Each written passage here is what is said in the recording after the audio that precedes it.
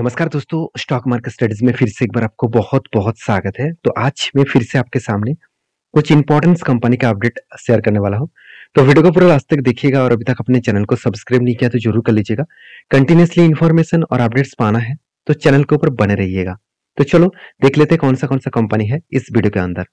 First जो company है जिसके बारे में चर्चा करूँ उसका नाम है बजाज फाइनेंस लिमिटेड। तो बजाज फाइनेंस लिमिटेड आप सभी जानते हैं इंडिया के नंबर 1 एनबीएफसी कंपनी है। तो एनबीएफसी इंडस्ट्रीज में एक प्रॉब्लम हमेशा एक चीज आपको देखने को मिलेगा कि कभी भी आरबीआई और गवर्नमेंट कुछ भी रूल्स चेंज करे फाइनेंस के ऊपर तो कंपनी के ऊपर एक बिग प्रेशराइज देखने को मिलता है। जैसे आरबीआई ने एक रूल्स चेंज किया, वो रूल्स क्या है मैं आपको बता दूं। मैं थोड़ा सा यहाँ पे ब्लैंक सेल में जाकर आपको बता देता हूँ। देखिए, एक रेशियो होता है कैपिटल एडुकेसी रेशियो।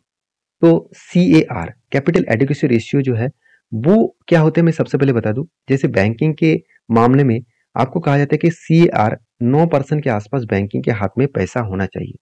मान के चलिए टोटल 1 लाख रुपया बैंकिंग के पास है, मैं एक एग्जांपल दे रहा हूँ। उनमें से 9% पैसा मतलब करीबन 9,000 रुपीज और बैंकिंग के पास होना चाहिए। तो उसी तरीके से अगर फाइनेंस कंपनी के बारे में बात करूं तो जो कैपिटल एडुकेसी रेशियो था वो करीबन 11% था। तो 11% कोई भी फाइनेंस कंपनी के हाथ में पैसा होना चाहिए। मतलब पूरा का पूरा पैसा वो मार्केट में लोन के हिसाब से दे नहीं सकता। 100% पैसा उस लोन के हिसाब से मार्केट में दे नहीं सकते। तो आरबीआई ने क्या किया, आरबीआई ने उस रूल्स को थोड़ा सा चेंज किया। तो जो बैंकिंग के रूल्स था वो 9% था, वो बढ़ा के कर दिया 11%। और जो फाइनेंस कंपनी थे उसको CR परसेंटेज को बढ़ा के कर दिया 13%। तो सोचिए, अभी जो 11% पैसा था तो वो बढ़कर अगर 13% हो गया तो कंपनी के पास में ज्यादा पैसा रहेगा। ये अच्छी बात आपको शायद लग रहा होगा, बिल्कुल नहीं। आप अगर लोन मतलब लोन के बिजनेस करते हैं तो एक बात समझिए, मान के चलिए आपका 100 रुपीज है। उस 100 रुपीज में आप अगर आप कस्टमर को डायरेक्टली 100 रुपया ही लोन दे दे तो आपको इंटरेस्ट ज्यादा मिलेगा। अगर 100 में आपको कहा जाए कि चलो आपको 20% पैसा आपके जेब में होना चाहिए, बाकी पैसे का आप लोन के हिसाब से देना पड़ेगा। तो 100 रुपीज में आपको 20% मतलब 80 रुपीज आपके जेब में होगा। तो 80 रुपीज आप लोन के हिसाब से देंगे, क्या 100 में जितना इंटरेस्ट मिल रहा था क्या 80 में उतना इंटरेस्ट मिलेगा? बिल्कुल नहीं। तो कंपनी का प्रॉफिट मार्जिन में थोड़ा सा इंपैक्ट आएगा। और यही कारण के वजह से फाइनेंस कंपनी के ऊपर एक प्रेशराइज देखने को मिलता हुआ देखने को मिले हैं। तो फिर भी अ, बजाज फाइनेंस कोई छोटा मोटा कंपनी है, इसको टक्कर देना इतना आसान नहीं है। जो लोग सोच रहे हैं कि जियो फाइनेंस इसको टक्कर दे सकते हैं तो वो फ्यूचर में क्या होगा वो तो अलग बात है। फिलहाल के लिए इसका टक्कर देना इतना आसान नहीं होगा क्योंकि जियो फाइनेंस का मार्केट कैप 1,50,000 करोड़ के आसपास है और बजाज फाइनेंस का मार्केट कैप करीबन 4.5 लाख करोड़ के आसपास है। तो कंपनी लगातार क्या करते जा रहा है, लगातार कंपनी खुद के जो बोरिंग्स है वो बढ़ाते चले जा रहा है। जो कंपनी खुद का जो कर्जा है वो बढ़ाते चले जा रहे हैं, इसका मतलब वो फाइनेंस कंपनी ज्यादा से ज्यादा मार्केट से पैसा उठाकर उस पैसे को लोन के हिसाब से कस्टमर को दे रहा है और वहां से अच्छा खासा इनकम भी कर रहा है। अभी ये देखना है कि जो कंपनी ज्यादा से ज्यादा लोन ले रहा है क्या वो सही में प्रॉफिट कमा पा रहा है। वो आपको देखने के लिए क्वार्टरली प्रॉफिट देखने को मिलेगा। तो क्वार्टरली जो प्रॉफिट का ग्रोथ है वो इस बार हाईएस्ट प्रॉफिट जनरेट देखने को मिलेगा। तो जब कोई कंपनी इतने शानदार तरीके से प्रॉफिट ग्रोथ को जनरेट किया और कर्जा भी अच्छा लिया और साथ ही साथ एनपी जो है उसको भी कम किया, तो उस कंपनी को बेस्ट में जरूर कहूंगा। कभी भी मौका मिले, कभी भी अपॉर्चुनिटी मिले, उसका आप जरूर फायदा उठा सकते हैं। देखिए, उठा सकते हैं का मतलब ये नहीं कि आप जाकर ब्लाइंडली उठा लीजिए। मैं जरूर उस फायदे को उठाता हूँ। मैं आपको माफी चाहता हूँ। बाई करना सेल करना आपके हाथ में होना चाहिए। मेरे तरफ से सिर्फ सीखने का मौका आपके साथ में शेयर करूंगा। आप सीखने के लिए आए हैं तो जरूर मेरे साथ बने रहिए क्योंकि इस कंपनी के ऊपर सिर्फ मैं नहीं, इंस्टीट्यूशन भी बहुत ज्यादा भरोसा करते हैं इस कंपनी को और मेरा लॉन्ग टर्म इन्वेस्टमेंट भी है। और जब जब मौका मिले इसके ऊपर मैं स्विंग ट्रेडिंग भी लेता रहता हूँ। तो इसीलिए लास्ट कुछ फ्यू डेज का डिलीवरी का परसेंटेज देखेंगे तो अच्छा खासा डिलीवरी का परसेंटेज देखने को मिला है। क्यों डिलीवरी का परसेंटेज देखने को मिला आप देखेंगे तो एक बिग जैसा एक क्या बना, एक शोल्डर, उसके बाद एक हेड, उसके बाद एक शोल्डर केड हुआ। तो फाइनली यहाँ पे जो ब्रेकआउट देखने को मिला था तो ब्रेकआउट कंफर्मेशन नहीं हुआ। तो इस लेवल के ऊपर ब्रेकआउट कंफर्मेशन होना चाहिए। जो लेवल निकल के आ रहा है 8181 के आसपास। तो इस लेवल के ऊपर अगर कोई भी ग्रीन कैंडल क्लोजिंग दे तो एक हाई चांसेस है वो कंफर्म करेगा ऊपर जाने के लिए। तो मुझे नहीं लगता इतना जल्द से जल्द वो ब्रेकआउट कर पाएंगे क्योंकि जिस तरीके से आरबीआई के रूल्स रेगुलेशन देखने को मिला है तो थोड़ा सा कंपनी के ऊपर तो प्रेशराइज बनेगा। तो आपकी क्या राय है इस कंपनी के ऊपर जरूर कमेंट्स करके बताना। नेक्स्ट जो कंपनी उसका नाम है जेके टायर एंड इंडस्ट्रीज लिमिटेड। देखिए टायर इंडस्ट्रीज का ग्रोथ आज भी है, फ्यूचर में भी रहेगा, क्योंकि गाड़ियां आप किसी भी कंपनीज के लो, गाड़ी आप किसी भी मतलब सेक्टर के लो, तो आपको हमेशा टायर्स का जरूरत पड़ेगा ही पड़ेगा। क्योंकि देखिए आज मान के चलिए पेट्रोल डीजल में ज्यादा से ज्यादा गाड़ियां बेचा जा रहा है, फ्यूचर में ईवीज के ऊपर ज्यादा गाड़ी बेचा जाएगा। और जिस तरीके से टेक्नोलॉजी आगे बढ़ रहा है तो फ्यूचर में और कुछ मतलब प्रोडक्ट आ जाएगा जिसके ऊपर गाड़ियां बनाया जाएगा। जैसे हाइड्रोजन के ऊपर सोचा गया है, जैसे इथेनॉल अल्कोहल के ऊपर, इथेनॉल के ऊपर भी देखा जाए तो गाड़ियां चलने वाले हैं। तो नया नया प्रोजेक्ट आएगा तो गाड़ी का मॉडल चेंज होगा, इंजन चेंज होगा, मगर गाड़ी का जो टायर है वो हमेशा रहेगा, क्योंकि टायर के बिना गाड़ियां एक जगह से दूसरी जगह नहीं जा सकते।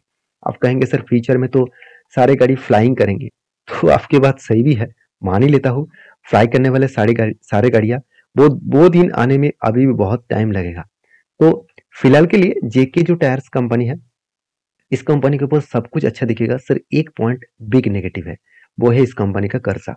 करीबन 1.18% के आसपास कर्जा लिया।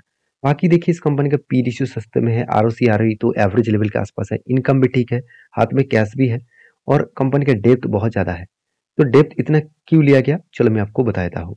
सबसे पहले देखेंगे तो कंपनी को कितना प्रोजेक्ट मिला, वो देखना बहुत इंपॉर्टेंस है। कंपनी को प्रोजेक्ट मिला करीबन 2,500 करोड़ के आसपास, और कंपनी को कितना पेमेंट करना बाकी है जिससे वो रॉ मटेरियल्स खरीदारी की है, करीबन 2,000 करोड़ के आसपास।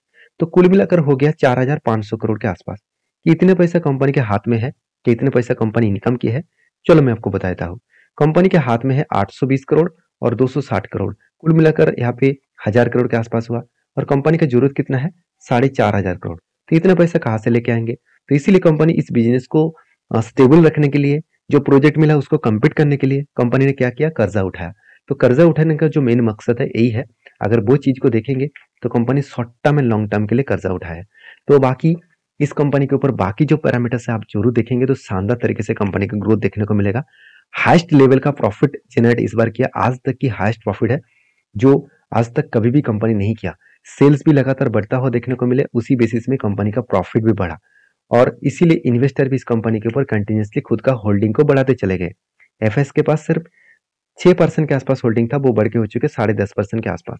तो कहने का मतलब है कंपनी के ऊपर जब कुछ इस तरीके से कुछ पैरामीटर्स और ग्रोथ देखने को मिलेगा तो आपको ये एक बात को याद रखना है, कंपनी के ऊपर एक अच्छा खासा मोमेंटम जर्नी आपको देखने को मिलेगा। तो इसीलिए मैंने ट्रेड लिया था, क्योंकि कंपनी के ऊपर एक अच्छा खासा मोमेंटम देखने को मिला और वॉल्यूम भी आपको शानदार तरीके से देखने को मिलेगा। बीच में वॉल्यूम अच्छा खासा धीरे धीरे करके बढ़ता हुआ देखने को मिला था। और इस कंपनी के ऊपर जो टेक्निकली चार्ट पैटर्न्स बना था कुछ इस तरीके से थे। यहाँ पे क्या बना, शोल्डर, उसके बाद एक बिग हेड बना, उसके बाद शोल्डर केड हुआ, और फाइनली देखिए यहाँ पे क्या हुआ, ब्रेकआउट हुआ। और ब्रेकआउट किस कौन सा लेवल में हुआ था, ब्रेकआउट लेवल हुआ था एक्चुअली इस लेवल में करीबन करीबन 190 के आसपास। और उसके बाद देखिए धीरे धीरे धीरे करके कंपनी टारगेट का अचीव किया, और टारगेट बना है करीबन 84% के आसपास टारगेट बना है। तो 84% का टारगेट बना, वो भी कितना, 327 दिनों में, मतलब एक साल के अंदर अंदर कंपनी 84 डेज का 4% के आसपास टारगेट दिया। इससे बढ़िया चीज मुझे मुझे नहीं लगता और कुछ कंपनी में शायद आपको दिखे। तो मैं इस कंपनी के ऊपर बुलिश था, इसलिए टारगेट अचीव हुआ। अभी फिलहाल के लिए मैं इस कंपनी के ऊपर कोई भी ट्रेड नहीं लूंगा, क्योंकि कोई भी मुझे पैटर्न्स चाहिए, कोई भी मुझे कुछ भी टेक्निकली चार्ट पैटर्न्स चाहिए, तभी मैं इस कंपनी के ऊपर कुछ डिसीजन लूंगा। तो नेक्स्ट जो कंपनी उसके बारे में चर्चा करूं उसका नाम है इंद्रप्रस्थ गैस लिमिटेड। तो उससे पहले इस जेके टायर के ऊपर आपके क्या राय है मुझे जरूर कमेंट्स करना, और इसी तरीके से आप इन्फॉर्मेशन पाना चाहते हैं तो मुझे कंपनी के नाम बताइए, उसके ऊपर मैं जल्द से जल्द वीडियो आपके साथ शेयर करूंगा। जितने सारे दोस्त मुझे कमेंट्स किया है कुछ कंपनीज के ऊपर जानकारी पाने के लिए, तो मैं थोड़ा सा आपको मैं यही कहूंगा, मैं थोड़ा सा टाइम लूंगा, उसके ऊपर मैं आज नहीं तो कल उसके ऊपर जरूर वीडियो आपके साथ शेयर करूंगा। नेक्स्ट जो कंपनी उसका नाम है इंद्रप्रस्थ गैस लिमिटेड। देखिए आईजीएल के ऊपर आपको कोई भी कमियां देखने को नहीं मिलेगा। कंपनी का वैल्यूएशन से लेकर कंपनी के आरओसी आरई, कंपनी का इनकम, कंपनी का डेप्थ, कंपनी का होल्डिंग्स, सब कुछ आपको बेस्ट तरीके से देखने को मिलेगा, कोई भी आपको कमियां देखने को नहीं मिलेगा। फिर भी कंपनी का क्वार्टरली रिजल्ट भी देखेंगे तो कंपनी में सेल्स लगातार बढ़ता हुआ देखने को मिले, और कंपनी के एक्सपेंस कंट्रोल करने के बाद कंपनी का प्रॉफिट मार्जिन इस बार भी हाईएस्ट प्रॉफिट मार्जिन देखने को मिला। तो इतने सारे चीज पॉजिटिव है, इन्वेस्टर भी इस कंपनी के ऊपर लगातार कंटिन्यू कर रहा है। उसके साथ साथ कंपनी के कैश फ्लो में पॉजिटिव कैश फ्लो देखने को मिला, अगर आप देखेंगे तो कंपनी का फिक्स्ड एसेट परचेज में इस बार 1100 करोड़ के आसपास फिक्स्ड एसेट को परचेज किया गया। तो इतनी सारे पॉजिटिव है। कैश कन्वर्जन साइकिल्स जो है वो 32 डेज है, पहले 69 डेज लग रहा था। तो इतने सारे पॉइंट्स पॉजिटिव होने के बाद भी शेयर के ऊपर एक बिग करेक्शन देखने को मिला। अभी शेयर के चार्ट पैटर्न्स के बारे में बात करूं तो इतना बड़ा करेक्शन जो देखने को मिला है, इस करेक्शन के पीछे और कुछ रीजन नहीं है, सिर्फ एक ही रीजन है कि गवर्नमेंट का अनाउंसमेंट। गवर्नमेंट जब भी कुछ डिसीजन लेता है ना, तो कंपनी के ऊपर एक भारी भरकम नुकसान देखने को मिल जाते हैं। क्योंकि गवर्नमेंट का डिसीजन है कि दिल्ली गवर्नमेंट यही बता दिया कि अपकमिंग ईयर्स में जो सीएनजी जो जितने सारे गाड़ियां चल रहा है वो सीएनजी गाड़ियां बंद होगा और ईवीज गाड़ी वो मार्केट में लॉन्च करेंगे, जिसके चलते आईजीएल के ऊपर एक बिग प्रेशराइज देखने को मिला। और मुझे लगता है जो यहाँ पे स्ट्रांगली एक सपोर्ट जोन है, इस सपोर्ट को वो फेस किया, अभी धीरे धीरे करके वो अप 10 में जाने का कोशिश करेगा। तो आप कहेंगे सर क्या यहाँ पे आपने टेल लिया? बिल्कुल नहीं, मैंने इस जगह पे कोई भी टेल नहीं लिया और मैं इंतजार कर रहा हूँ कोई भी पैटर्न फाइनली बनने दीजिए, कोई भी पैटर्न मुझे दिखे तब मैं कुछ डिसीजन जरूर लूंगा। तो आपकी क्या राय है इस कंपनी के ऊपर जरूर कमेंट्स करना। नेक्स्ट जो कंपनी उसका नाम है नेस्ले इंडिया, जिसके ऊपर बहुत दिनों तक हम लोग इंतजार कर रहे थे स्प्लिट पाने का। तो फाइनली स्प्लिट का डेट अनाउंसमेंट हो चुके हैं। 5 तारीख को हर एक के बदले आपको 10 शेयर स्प्लिट देने वाले हैं, मतलब 5 जनवरी में आपको स्प्लिट मिलने वाला है। तो आपकी क्या राय है इस कंपनी के ऊपर जरूर कमेंट्स करना, और आप किस कंपनी के ऊपर निवेश करके रखे हैं, कितने प्राइस के ऊपर रखे हैं, जरूर मुझे कमेंट्स करके बता सकते हैं। तो वीडियो में अगर जानकारी अच्छा मिले तो प्लीज लाइक करना, चैनल को सब्सक्राइब करिए और टेलीग्राम को भी ज्वाइन करिए, नीचे लिंक दिया गया है। मार्केट रिलेटेड अपडेट हर टाइम आपको मिलता रहेंगे। तो वीडियो टोटली एजुकेशन पर्पस में था, कोई भी मेरे तरफ से बाय एंड सेल का रिकमेंडेशन नहीं है। अगर काम करना है तो आपके रिस्क के हिसाब से, रिसर्च के हिसाब से जरूर करिएगा। मिलते हैं नेक्स्ट वीडियो में, तब तक के लिए धन्यवाद।